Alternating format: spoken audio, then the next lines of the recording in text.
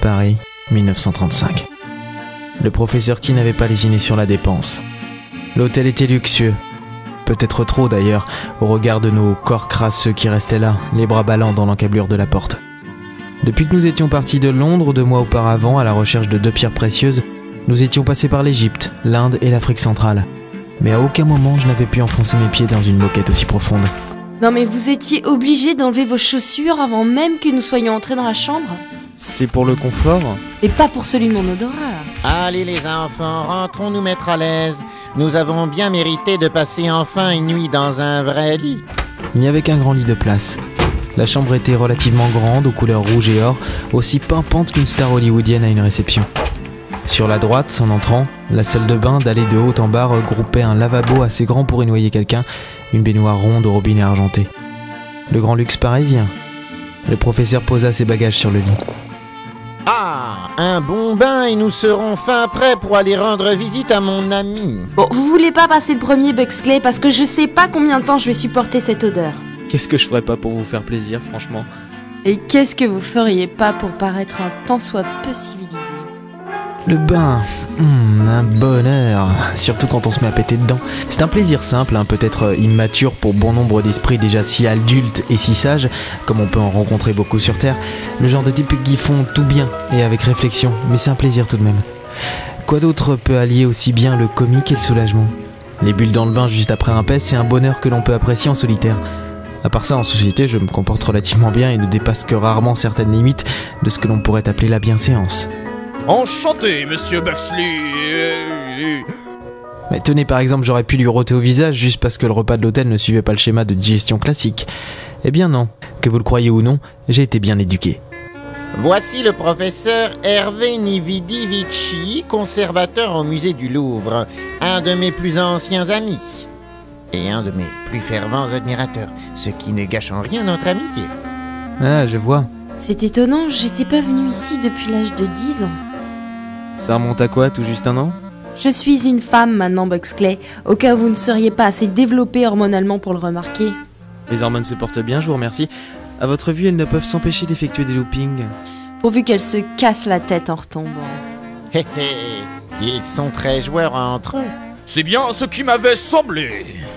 Le professeur Hervé Nividivici, un croisé franco-italien, faisait une tête de plus que tout le monde. C'est peut-être ça qui me donnait l'impression qu'il nous prenait de haut. Debout au milieu d'une allée bordée d'antiquités égyptiennes, le vieux conservateur semblait peu enclin à décocher ne serait-ce qu'un simple rectus que l'on aurait pu assimiler à un sourire, sauf si bien sûr une des momies s'agenouillait à ses pieds en toute humilité. Le genre de type à qui on avait envie de crier « Hé mec, redescends, toi aussi tu fais caca comme tout le monde et ça ne laisse pas un fumet très émouvant derrière. » On entend beaucoup parler de vous en ce moment dans le milieu archéologique, Artemus. Votre départ de Londres à la recherche d'une légende chrétienne délie beaucoup de langues et pas forcément les moins vipérines. J'ai toujours été critique, Hervé, je le sais bien. Ce n'est pas aujourd'hui que cela changera. Veuillez me suivre dans mon bureau, nous serons plus à l'aise pour parler. Intéressant, mettez le parchemin plus dans la lumière de la lampe de mon bureau. Voilà, très bien, oui. Mais c'est étonnant comme découverte, Artemus, pourquoi ne pas en avoir parlé plus tôt? Lorsque j'ai découvert ce parchemin, je n'avais que 14 ans, Hervé. Cela remonte à bien longtemps. Ce n'est qu'après que j'ai pu mesurer l'importance de cette légende et la possibilité que cela n'en soit pas réellement une. Et vous avez déjà trouvé une de ces pierres? Malheureusement, non. Mais nous sommes sur leurs traces. Pendant que le professeur Key racontait à son collègue nos aventures passées, j'arpentais le bureau du conservateur. Il était assez vaste, bourré d'étagères de toutes sortes, sur lesquelles se présentaient des reliques égyptiennes, incas, mayas, grecques, toutes les grandes civilisations disparues qui intéressaient ces vieux rêveurs. Ne touchez pas à ces vestiges, vous risqueriez de les casser. Oh, ça va, je regarde juste. Et depuis quand vous regardez avec vos mains? Si je regardais réellement avec mes mains, il y aurait longtemps que vous m'auriez déjà mis une baffe. Ça peut s'arranger, vous savez. Oh, mais Pour vous faire pardonner, vous m'embrasseriez. Plutôt embrasser un porc. Ça aussi, ça peut s'arranger, vous savez. Intéressant comme collection, non? Normal pour un conservateur. Oh, le premier bilboquet du monde. N'y touchez pas! Ou plutôt si. Et cassez-vous la tête avec. Ouais, je la comprendrai jamais, celle-là. Du moins pas avant de la tuer. Des nazis? Oui, et il recherche également les pierres pour d'obscures raisons qui restent obscures.